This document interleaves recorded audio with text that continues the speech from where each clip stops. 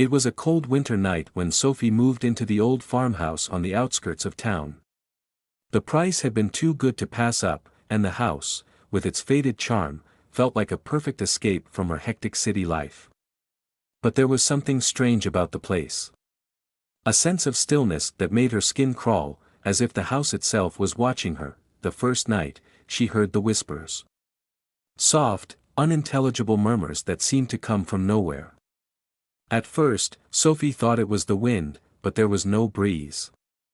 She convinced herself it was just her imagination, the exhaustion of the move, and tried to ignore it, but as the nights passed, the whispers grew louder.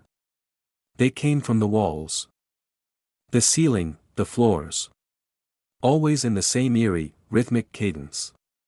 She could never quite make out the words, but they sounded like a lullaby, soothing and haunting at once. Sometimes, she would wake to find shadows at the edge of her vision, dark figures that moved in the corners of the room. Sophie tried to stay calm, telling herself it was just old house sounds, the creaks and groans of the structure settling. But one night, as she lay in bed, the whispers turned into a voice, a single, distinct word, Sophie. Her heart froze. The voice was soft, familiar, yet strange. She turned, eyes wide, searching the room.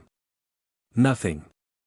But the air was thick with a presence, as if something was standing just beyond the light of her bedside lamp.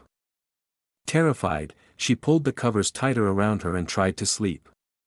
The next morning, Sophie found an old, dusty mirror in the attic. It was warped, its surface clouded by time. She didn't remember seeing it when she first moved in, but it must have been there. As she wiped the dust away, the reflection that stared back at her wasn't hers. It was a woman, pale, gaunt, with hollow eyes that seemed to follow her every move. This story is continue.